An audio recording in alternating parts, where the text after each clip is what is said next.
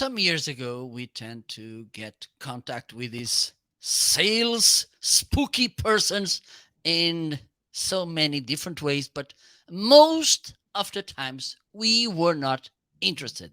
They kind of tried to sell us something that we didn't need, we didn't like, we didn't want. But lately, things are changing. Thankfully, let's say it. With social media, with all these platforms, with content creation, finally, we have more options to get in touch with brands, to know what we want, and for them to listen to us, to understand our needs, to understand how to build trust and how to get engaged with us. Today, we will have Timothy Hughes to talk about this amazing book, Social Selling Techniques to Influence Buyers and Change Makers, so we can understand everything we need to know to make this social selling profitable and meaningful as well. So let's bring Tim because I think he's in the basement. I left there a glass of water as usual and some cookies. So let's welcome Timothy. Hello, hello, hello. Hello, Marco. How are you doing? I'm doing great. And you? All good? I'm excellent. Thank you very much.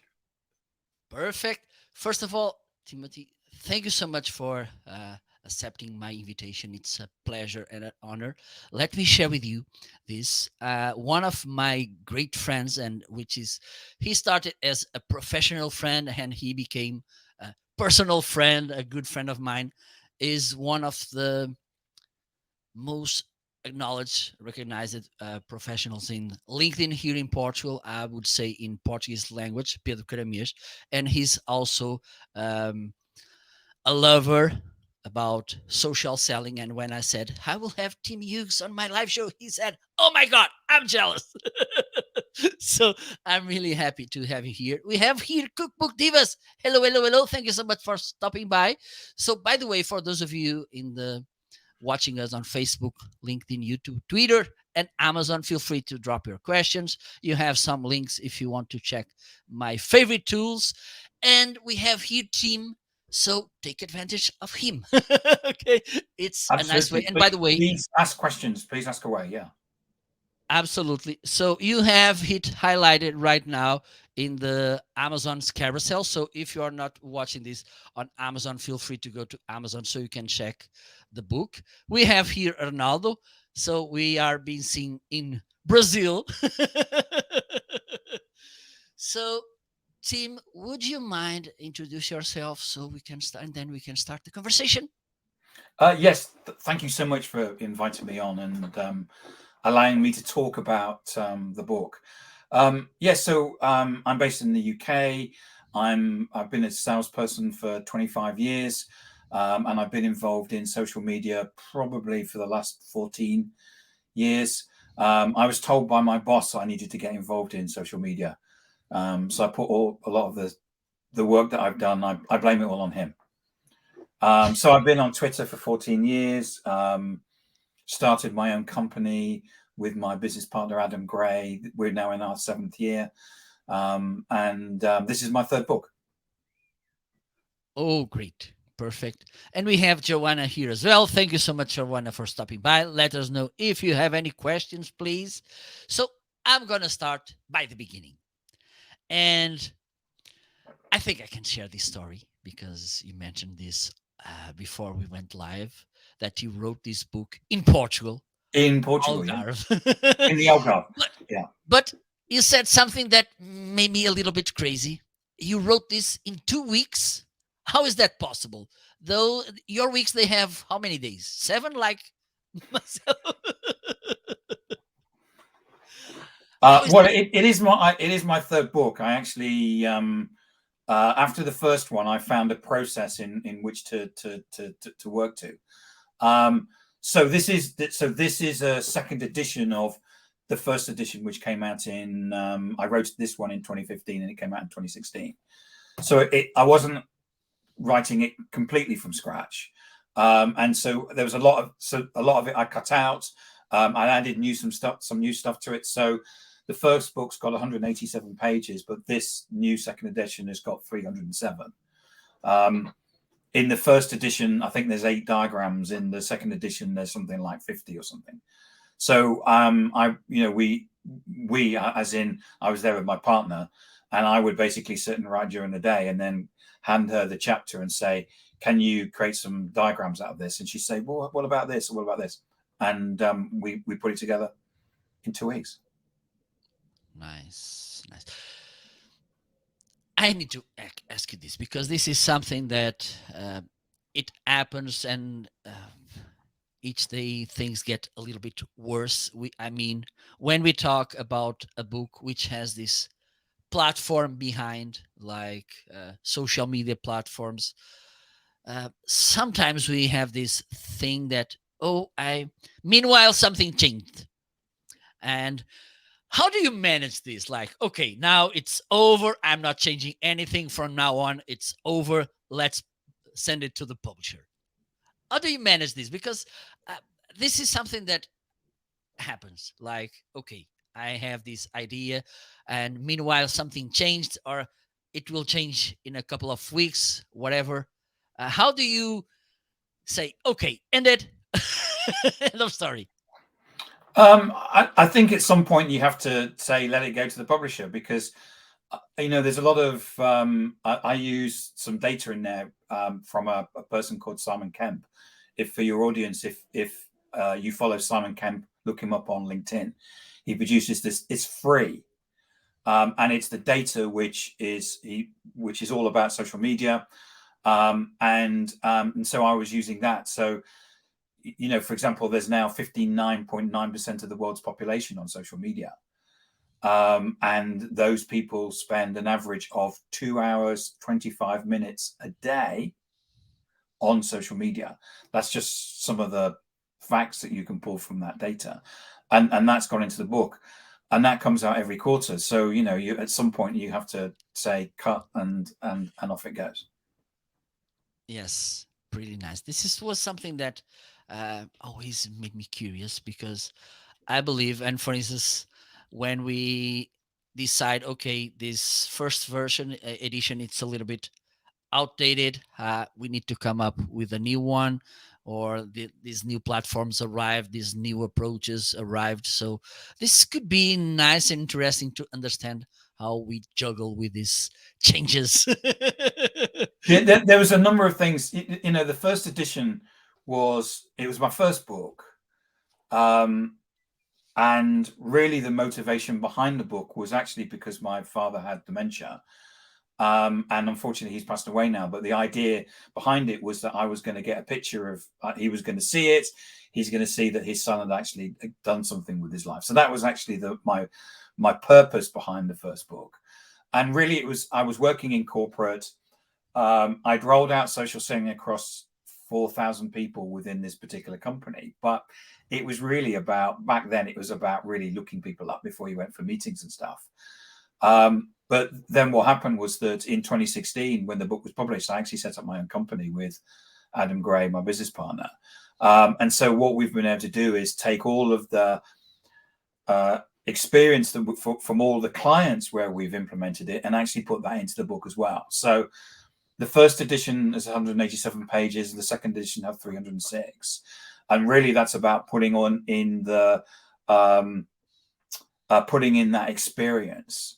The other thing that I wanted to do is that people still seem to think that social selling is some sort of future state. We'll move there in the future. And what I wanted to do is actually reach out to people who were doing it already. So not me, other people. I've got input from Telstra, RingCentral, Namos, which is a 120-person Oracle consultancy, Mercer, Ericsson, Cyberhawk. A headhunter friend of mine has put in about 2,000 words, and really get their advice and their input to make the book far more practical. And that's what I feel I've done. So Chris Fleming, who's the CEO of Cyberhawk, they're a drones company. They use drones to look at platforms on oil rigs and stuff. He actually talks about deciding that they were going to be a digital business. And empowering the C-level people within the business to be approachable on social media. And he did that 2 years ago. And my point being is that, you know, if you're not a digital business, you're already 2 years behind because people are already doing this. So that was really what I wanted to do with the book, was to pull out that, the times moved on. We're living in the digital first world. You need to be doing this. There's a business imperative to it. Absolutely, absolutely. Well, I had a question, but meanwhile, you, you changed my mind about something that you mentioned: is being innovative, pioneer, or to wait. Like, okay, maybe this will work. Because the thing is, I don't know their team, but here in Portugal, oh, we want to be innovative. We want to be in the kind of pioneers, but let others try it, and then let's see if it works. If it works with them, maybe we can embrace that. Do you have the same feeling? And which approach, like for instance, you're a consultant and there's a company that they are thinking about this social selling approach. How do you help them to understand how powerful this is? Well, we've been doing this for 7 years now, so it's not exactly that they're cutting ice. We have lots of clients that have done it and can show you results. And so, what we always say to those people is, what do you want? Do you want opinion or do you want data? Most people say they want data, and then when you say to them, so we've just taken this bit I'm going to tell you isn't in the book because it's new from the 1st of January of this year. We took a team of people who were cold calling. They're a partner of ours. And we're measuring the data week by week by week by week. So we're now in May of 2023. So we've now got 4.5 months of data. And what they're doing is that they're doing cold outreach, no cold calling, no spam email, anything like that. And what they're doing is that they're cold outreach but through social selling. And they're getting a 9% response. So first and foremost, for 100 people that they're contacting, 9% are coming back and saying, yes, we'll have a conversation with you. There's no way that cold calling can do that. You'll get 1 or maybe 2%. Maybe you could get 5% if you were very good. But the key thing is that whenever you go for a cold call, you need to have you need to have a next action. So your call will be, can we have a demo? Can we have a discovery call or something like that? And the team are getting a 33.6 response to that. So 9% of people saying yes, and then 33.6% of people are saying, I'll have a next action, another call. Now, that is exponential over any other, cold calling or any other cold outreach. So really, it's about what do people want to do? Do they want to disrupt, or do they want to be disruptive? Because the data shows that cold calling, yeah, you can do it, but there's now more efficient and effective ways of doing cold outreach.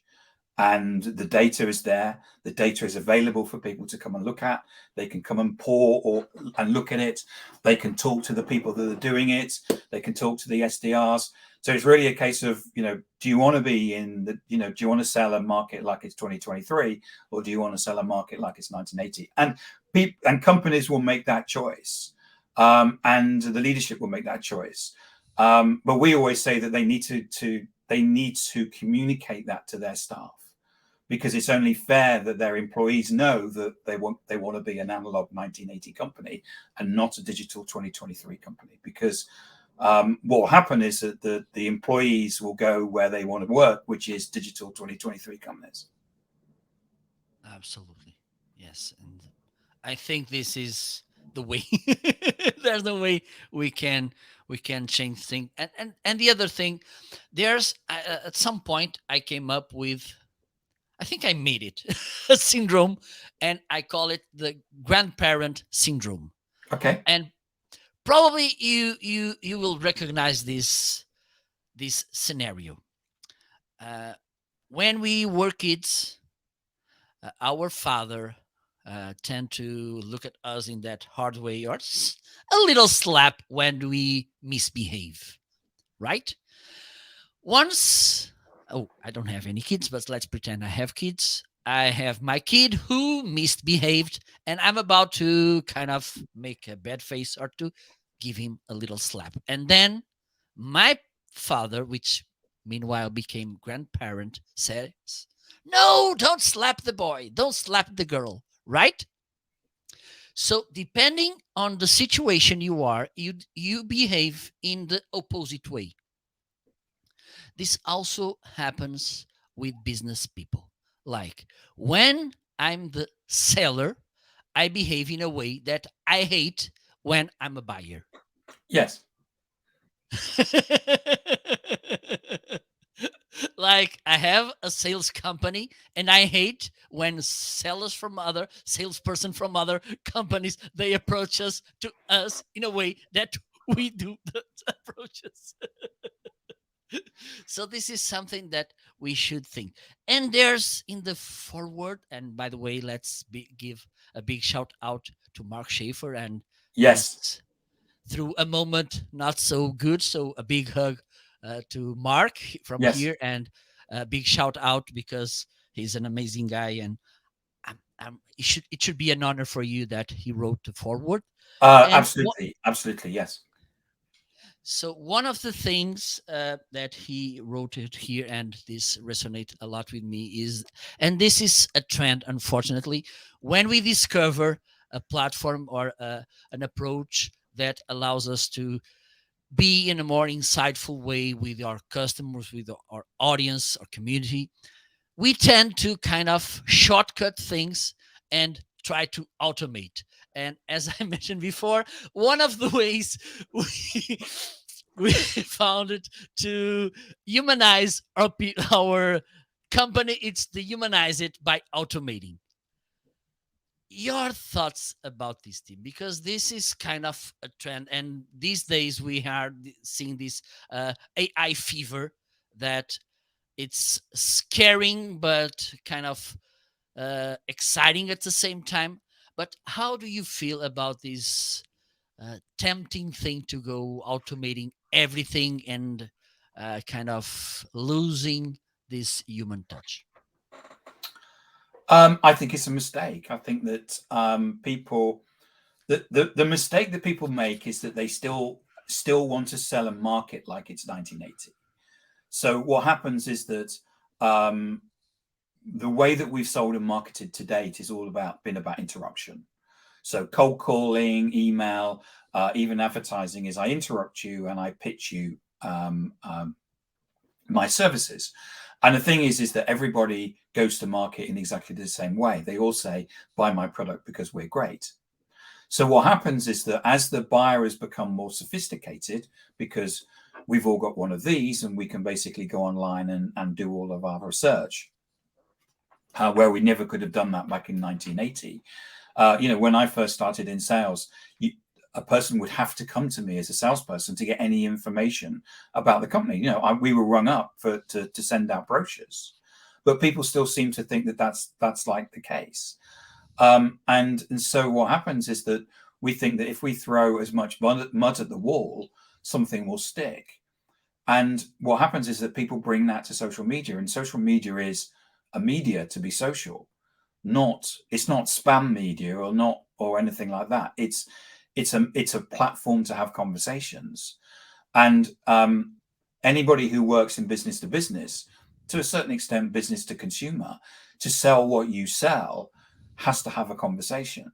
So what social media does, it gives us the ability to have conversations at scale, something that we can't do with interruption marketing. We can't do it with cold calling. We can't do it with spam email. We've got things like GDPR and rules and regulations that stop people doing mass spam mail outs like they used to. So what we need to do is that we need to understand that the business today, most of it requires us to have some sort of conversation. For me to be a buyer, I need to probably know, like, and trust you. That requires a certain amount of a relationship. Now, relationships in the modern world are quite different than they were maybe 10 or 20 years ago. For example, you and I have never met, but we've had a backwards and forwards with an email organizing this. We've had a number of conversations on social media. I kind of think that I know you, even though I've never met you. So if someone came to me and said, "What do you think about Mark?" I go, "Well, yeah, he's got a good podcast." And so my view about is that I know you, and I pretty much and I like you, and I trust you. So relationships are actually sped up, and we can actually build relationships very, very fast. So we're in this situation where what most organizations do is that they think, okay, what we're going to do is we're going to automate something. We're going to automate social media. Okay, right. And then the best question to ask people is, so how's that working out? Because most people give me the feedback is that all these people that are doing it have got no pipeline.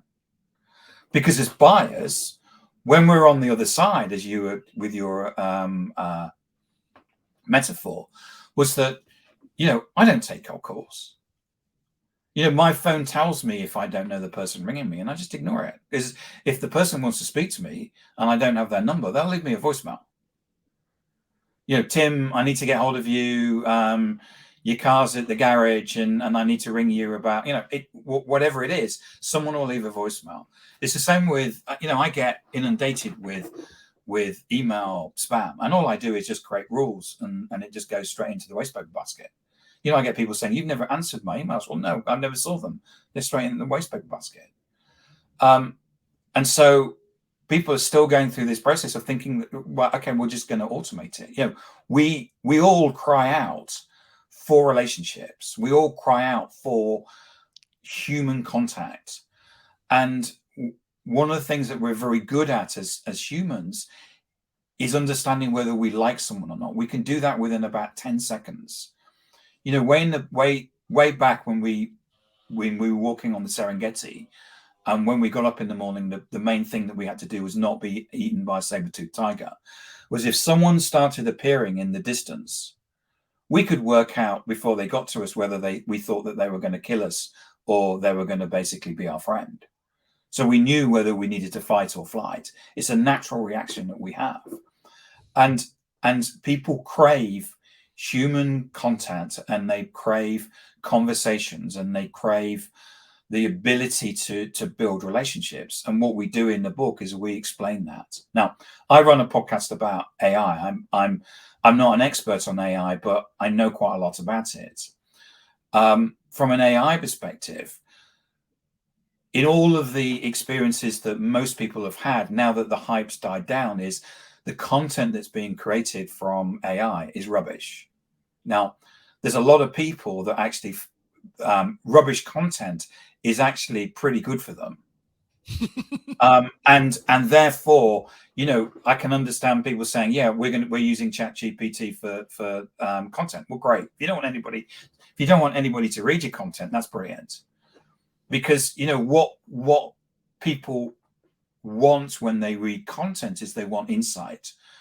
They want to be told something they don't know. They don't want something that's boring, which is dull, that's created by a machine. And the fact that, we were told, ChatGPT is going to transform content, and then nothing happened. And so I'm not. I write all my blogs myself. I write at least 4 or 5 blogs a week, and the reason I do that is because people want content. That, for me, that's part of my prospecting process. I would argue that if your sales team and you as a person, as a leader, are not writing blogs, you're not prospecting. For the prospecting, the modern buyer, that is, and the modern job hunter and the modern investor, you will be invisible. And therefore, for me, writing the content, it's important that it comes across as it's authentic. It's my sense of humor. It's my, when you read it, you can get a view from it. And if you read it and you say, no, I don't like Tim Hughes from this blog, well, brilliant. Then I've qualified you out, because you and I will never get on. So you'll never buy from me. So you won't ever come and talk to me. So part of this is also about efficiency, about making sure that you're not selling to people that you don't want to, or you never sell to. But yeah, I think one of the biggest mistakes that sellers make is that they try and fit this view of framework of what sales is supposed to mean, rather than understand what we do as buyers ourselves. Absolutely, absolutely. You came up with so many interesting topics, because this is something that I believe, and one of the things that I truly believe, it's about context, and you cover that in a really nice way, and I believe that this is something that probably automation will miss, context, because let's automate this, and meanwhile something happened that changes the context, and then this content will be appearing and without any context, and Well, it's kind of the thing, what I mean, if you take ChatGPT for example, all it does is that there's two pieces of AI. The first piece of AI basically takes looks at everything that's been written in human history and tries to come up with a response. In effect, it's trying to second guess what you're asking. So it's a bit like when you're on your phone and it suggests spellings to you and names, and things. So that's the first part of ChatGPT. It doesn't understand. It has no human sentience. Therefore, it doesn't understand sarcasm. It doesn't have a sense of humor, and it's unlikely to have that for at least 5 years. The other bit on AI that goes on top basically is a filter to what's being written. So, for example, people may remember that Microsoft put a piece of AI on Twitter, and they shut it down when it started saying that it thought that Hitler was good. And so what it does with this piece of AI at the top is basically filtering what you ask for. So there's certain things that it won't give you, certain information it won't give you. I'm trying to, it won't get, some people have used it to try and get ways of committing suicide, and it won't give you that information. And so you've got this, and both of these things are learning at the same time. But it has no human sentience. It has no understanding of sarcasm or sense of humor. It just does what you say it does. Yeah, and the thing is, I don't think people want that. Yeah, absolutely. And the thing, Tim, is that when you have a consistent presence online, people get your tone. Like, for instance, when I read a book from Gary Vee, for instance, I can imagine in my head. In your head, yes. And the thing is, if you start reading this thing without this person tone, this is kind of not doesn't sound to me. Doesn't sound. So this is pretty important, the thing. And we have here Cookbook Divas saying, I'm a blogger and I'm delighted to hear I'm not the only one that finds AI writing to be garbage and boring. Yeah, absolutely. It's boring. Yes, indeed. And let's talk a little bit about content and about how important it is, or they are the social media platforms, because they are an amazing listening platform. Yes. So sometimes, and this we hear this often. I don't know how I can help people. I don't know what to talk about, what to write about. How do you do this? Like, you start listening, and this is something important, and you mentioned this in the book about listening, and this was something that usually salespeople didn't do that often. Listening, they were more speakers than listeners. Some tips so we can listen and then provide the insightful and relevant information. Yeah, I think there's a number of ways that you can come up with ideas for content. That one of them is when you're talking to customers. I'm old fashioned and I use a notebook. What I do is that I write the notes on the right hand side, but on the left hand side, I write. Someone may say something to me, and that will be a really good idea for a blog, and then that goes down on the left hand side. And I think that, you know, whenever you're talking to your customers, that your customers are going to be saying, you know, you could ask them, you know, what are the business issues that you're facing, and that gives you an opportunity to write blogs. I recently got an email from an organization that produced some research, and you know, there's some blog ideas in there. McKinsey always have, you know, will have some research and they will have blog ideas in that. So there's always ideas for articles and content.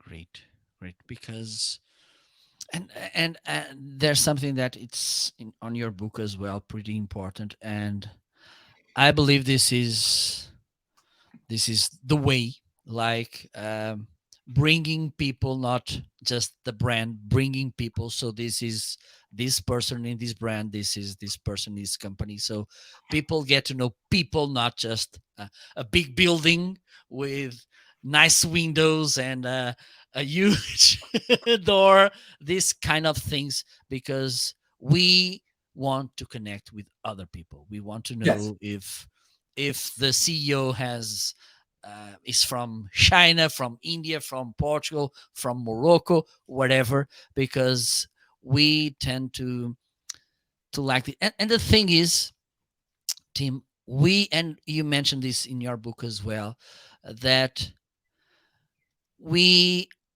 even on LinkedIn, and I've been seeing this happening on LinkedIn, people going more personal than professional. This Yes. is, what do you Yeah, have to say about this? we did some research on social media, and what we found is that first and foremost, people come to social media to be social. They actually don't come to social media to read brochures. A lot of companies think that with employee advocacy, what social media is about is basically taking brochures and pushing them out through the employees. What we find is that nobody, if you look at people that are doing that, they're getting little, probably no engagement. So they're not resonating with any of their audience at all. So I'm not saying it's a waste of time, but if you're getting zero return for money that you're putting in, it's close to a waste of time. You know, what people are doing when they come to social media, that they expect to be social.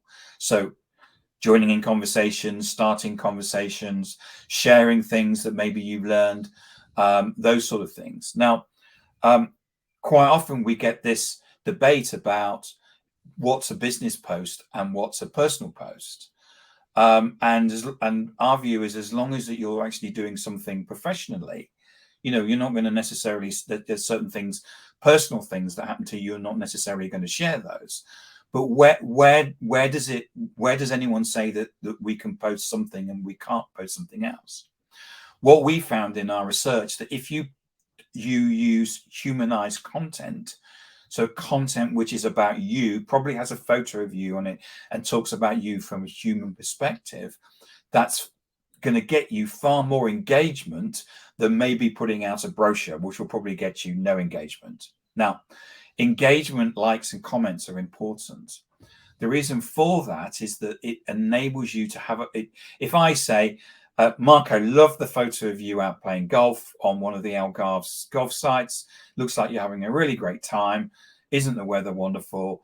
Glad that you're keeping your handicap down to 7. And I write that. Because I'm writing that, that shows that you've connected with me.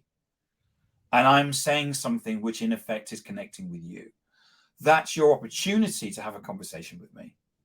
Now, you don't know whether I'm buying or not buying, but the fact of the matter is you've just got a conversation.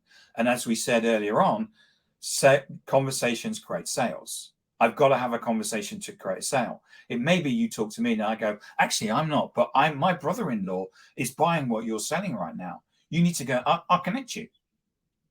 So, so what we're looking for and craving for on social media is that that human connection, and then what we're doing is that we're getting a conversation. So we have a definition of what we call social selling, which I'll read out, which is, it's about using your presence and behavior on social media to build influence, make connections, grow relationships and trust, which lead to conversations and commercial interaction.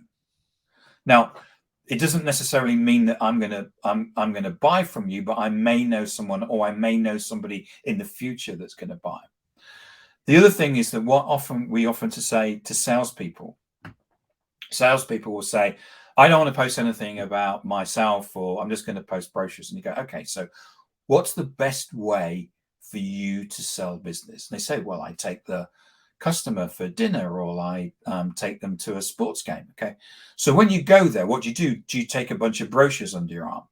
And they say, no, of course I don't. So, well, what do you do? Just sit and read the brochures out? They say, no, of course I don't do that. I talk to them about their family and what they like, what they do, and the sports that they play, or the football team that they support, or whatever. I go, okay, it's exactly what we're doing here on social media, except you're doing it at scale. What we're asking you to do next time you go and watch your son play football is take a photo and post of it and say, say something about it. Now, that's not unprofessional. What you're doing is that you're showing something about yourself.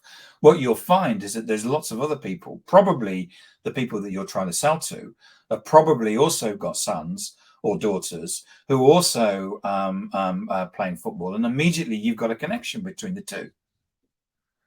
So what people need to understand is that content is about creating conversations and forming that connection, and then building that relationship. What we do know is that nobody reads brochures online. So if you're posting them, you're wasting your time. What we're looking for and we're craving for as human beings is human connection, human stories. My daughter's playing football. Wow, that's amazing. The fact the fact, and or whatever it is that where you're making that connection, how can I support you in that? And that's what we're looking for on social media. Absolutely. And you were talking, and I was thinking about this. If we tend to do the brochure approaching, we tend to get a yes or no, and that's it. Yes. And most likely a no. But if we get the other, go to the football, talk about your team, about how, if you played or not that sport, wherever. One of the things that could happen is, okay, your product could be good or service, but what I need is this, and this, which could bring to you other business opportunities, new products, new services, because you kind of created this relation, this approach, this uh, um, good feeling that allows people to share with you, okay, maybe what I need is not exactly that, but this new situation. What do you think about? Because I believe that sometimes because we have this, not this more professional relationship, it's based on yes or no. If we have this more social, personal link, we could think, okay, this person, I really like them.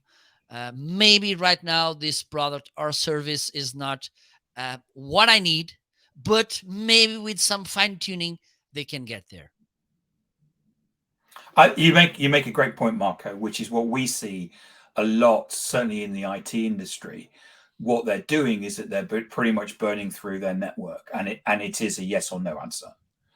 And right now, only 4% of organizations, well, 4% of organizations are looking for your products and services. So 96% of organizations are not looking for your goods and services right now, but they may do in the future. Or they may do if you did this or did this, as you in your example. So what people are generally doing when they're doing their outbound cold outreach at the moment is they're just looking for that 4%. and it's yes or no, yes or no, yes or no, yes or no. Classic. Well, when people would, door to door salespeople of knocking on the door, I've got these products in this. Do you want to buy it? No, right, okay. Next one, knock on the door, and whereas in most cases today, when you talk to people, they may know somebody that's buying it, or it may not be right for them right now, but it may be right for them in the future. And what we're seeing definitely with most cold outreach at the moment is that they burn all that possible people in the future. So what happens is that you probably will get a response right now. As I say, you're getting probably 1-2%, tops 5%. But what you're not getting ever is you're basically burning away the future of the company by doing that. And at some point, you hit a wall, and then suddenly everyone's going, well, there's no pipeline. No one will talk to us. Yeah, because you've annoyed everybody in the marketplace, and you've burned away all the people that could have come back and said, okay, I'm interested. Can we talk about it now? Good point. Absolutely. And this takes me to something that it's here in your book as well. I'm gonna go a little bit broader with this example about that you gave here, that someone called someone else and they said, I already saw the videos on YouTube, I just want to know the prices. I don't need any Oh, demo. yes. So Yeah, this was a salesperson that basically got a phone call, and the person said, I want to buy the product. I'm trying to remember. It's an accounting system, so it wasn't cheap. It was like like $100,000 or something. And they rang up and said, we've looked at the video, we've looked at the videos on the website and stuff, and we want to buy the product. How much is it? And they sold it. And that was probably now 7 or 8 years ago. Okay. So this, CEB, which is now Gartner, came up with this view that people are now 60-70% of the way through the buying process before they contact a salesperson. And I've got some research from SAP that probably says it's 80%. I mean, we all do it ourselves. We're going back to we don't seem to recognize as salespeople the way that we work as buyers. We've all got one of these. We don't like talking to salespeople. The social media and the internet is a great way of avoiding them. And we do our research using one of these. I remember sitting recently in a cafe with my partner, and she said, why don't we go to Iceland in a couple of weekends? I said, yeah, that's a good idea. So I said, you look at the flights, and I'll look at the Airbnbs. And we're actually having a conversation looking at the and everybody does that. We all go online and do our research. Absolutely. And we have here Cookbook Divas. And when I watch live streamers, I tend to come back or stay longer to live streamers who chat about themselves, not just focus on the product and be salesy. I feel a connection to them, and they don't feel spammy because I choose to watch them. Excellent. We have, yes. And thank you for watching. Absolutely. Thank you so much. But there's something else about this example made me think, Tim. One thing is this problem that we are facing today as salesperson, that our customers know better our products than us, because they go to the internet and they look for the information. And what I tend to say to them, why you're not the information source? Because it's open to you as well. Because one of the things that people think is that there's this kind of information hubs that are producing this information, and I can't play in that game. Wrong. Because if people are looking for information, if you know that information, you could be the source.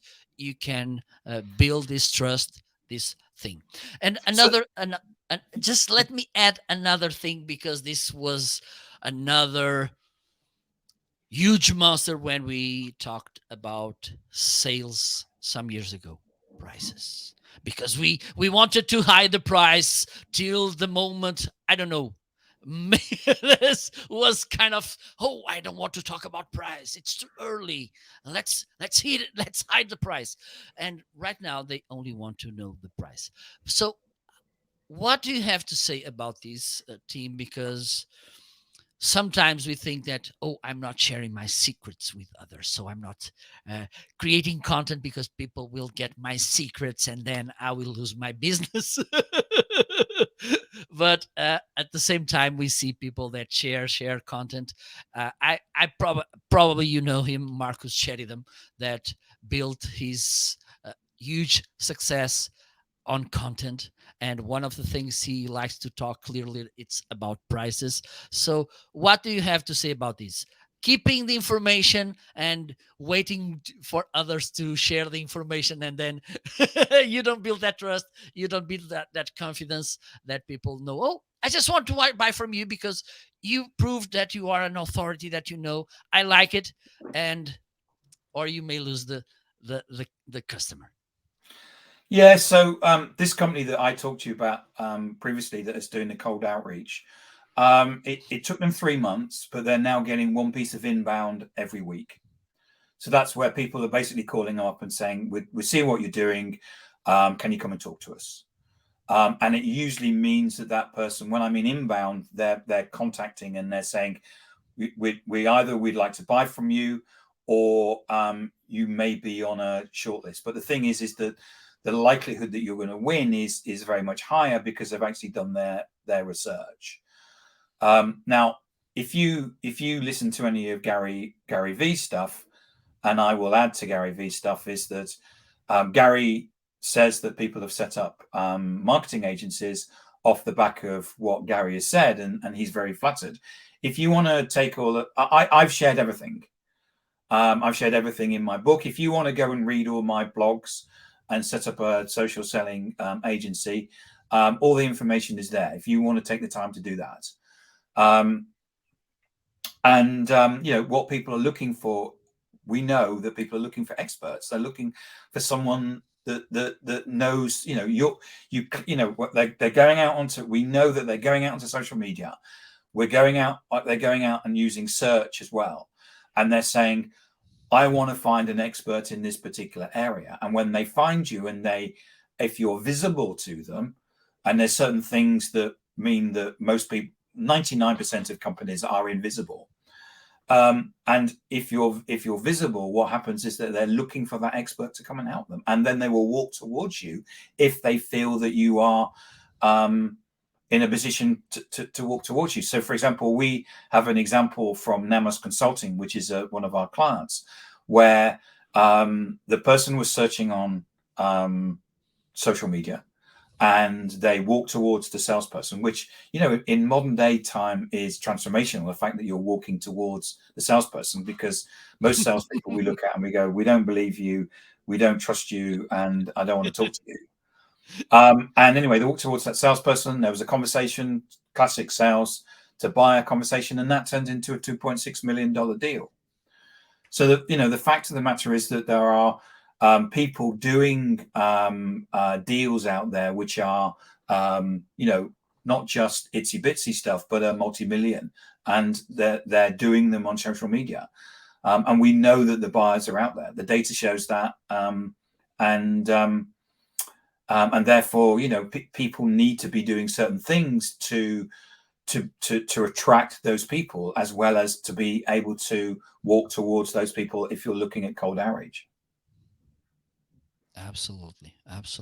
And that thing that you mentioned, being the expert, being that person that you think, when I need this, or even if someone is talking with us, oh, I have this problem, I have this situation, because this resonates with someone, that you read something, you listen to a podcast, whatever. This is important, and this takes me, I think you are reading my mind.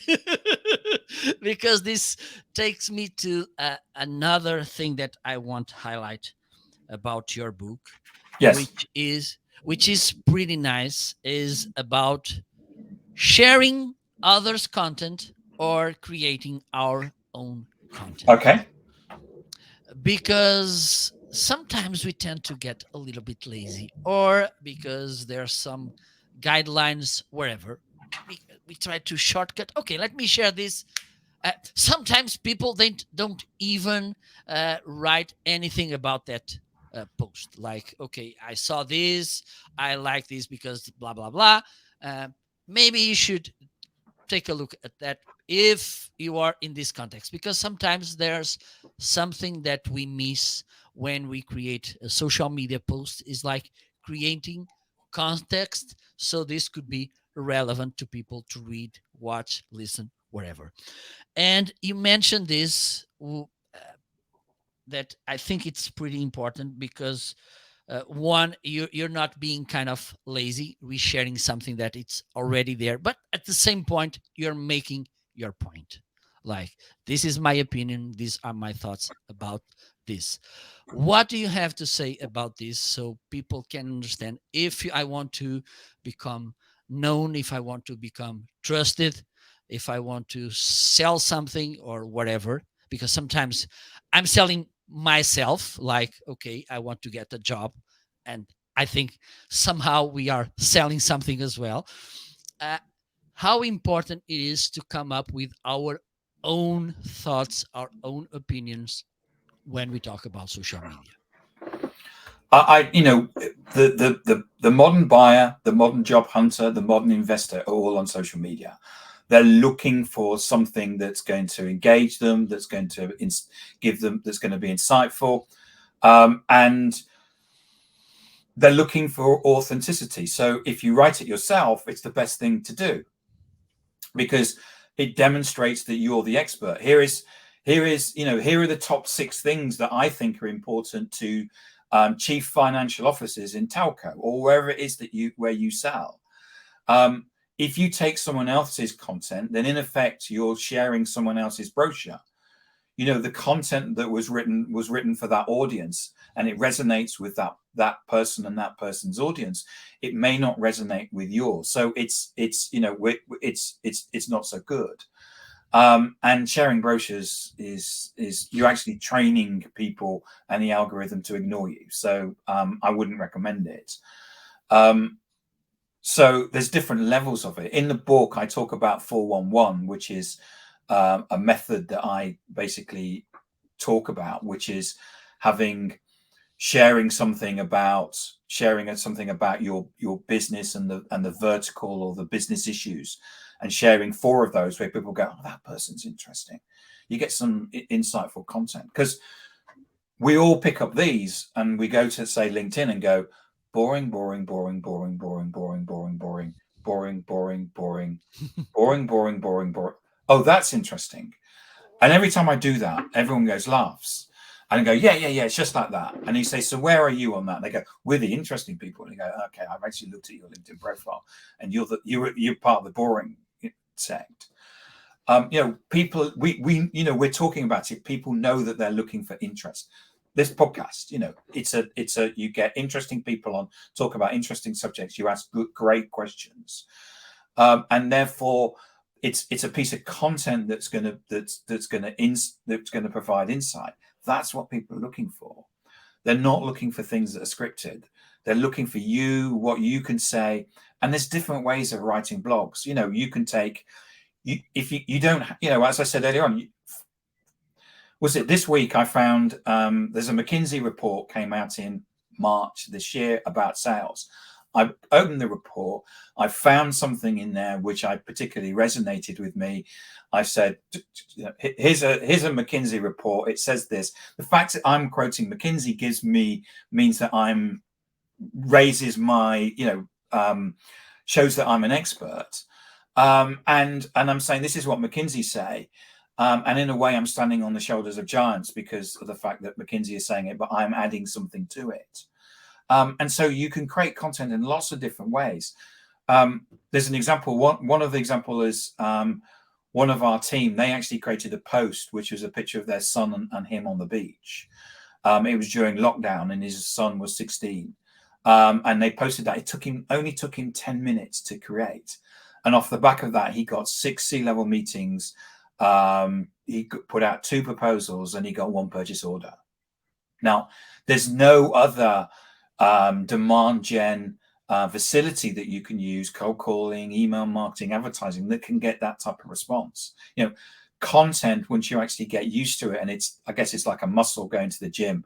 Once you start exercising your content muscle, you'll find that content actually comes to you very, very easily, and it's very easy to create content quickly, and put content out. And the worst thing that can happen is no one's going to watch it anyway. Yep. This could happen. Yes. And there's a thing that you mentioned before, and I believe it's pretty important. And sometimes we were kind of scared about it. It's kind of it's scaring. I think it's one of the best words to define this. But it has to be. This has to be made. Qualifying people, and I made marketing trainings for a while, and one of the problems I had was to explain to people, sometimes some people, they will not be your customers, and they were like looking at, Yes. staring at me, what do you mean?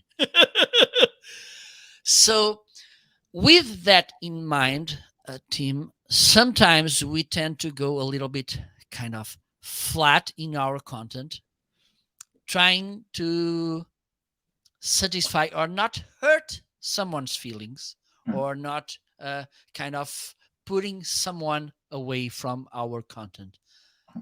How risky is that when we try to differentiate, and when we try to say to some people, which could be our customers, which are more than enough to make our business profitable, how dangerous it is to be too too flat. Let me say it like I this. think it's the mistake that marketing make, which is that they try and be all things to all people, and they create content which is bland to try and do that. And all the research, the Edelman Trust Report, Gartner, all say what people are looking for is they're looking for this insight and this opinion. Now, the opinion that you have, that you give out, now you may think, you may not agree with my opinion, but that may not stop you from buying from me. But if you look, if we recently walked away from a piece of business, and it was very clear that the CEO was not going to get on with us. They didn't seem to have the same sense of humor as us, and it was like, this isn't just going to work. So in effect, what you're doing is that what salespeople do is that they run around trying to sell to people they're never going to sell to, and actually by putting out your opinion and putting out your views clearly, certain opinions maybe need to be kept to yourself, but from a business perspective, we're very clear about what we believe in from a company perspective, and we put that out. And if people go, well, I don't believe, I still think cold calling is working. Well, fine. I didn't say cold calling doesn't work. But if you're going to carry on cold calling, fine, it doesn't bother us. We're not the company for you. What we're looking for are companies that want to innovate and want to be around in the next 10 years and want to disrupt and want a competitive advantage. They're the type of organizations that we want, and we explain that. And I think there's nothing wrong with putting that out, certainly on social media, within certain boundaries and guardrails. Absolutely. Well, this is really important, and I think if you as a viewer could get this insight about not trying to please everyone, kind of being too politically correct, could be not a wise decision. For instance, when I started my live show, people said to me, "Lo, maybe you should use another kind of shirt, a tie, like look more professional." Whatever does this means? I don't know what this means, looking professional.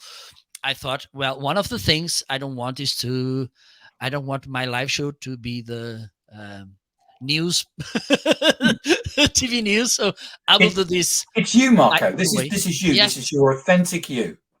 absolutely. And I think so far it went pretty well. Yes. That's the thing. Tim, we came to the end. So I'm going to ask you three reasons why social selling could be interesting for you. Three reasons. It's a the book and social selling is a blueprint for the way people want to sell and market today. It's we know that the data shows it, and we've been able to prove it. But it's actually bigger than that.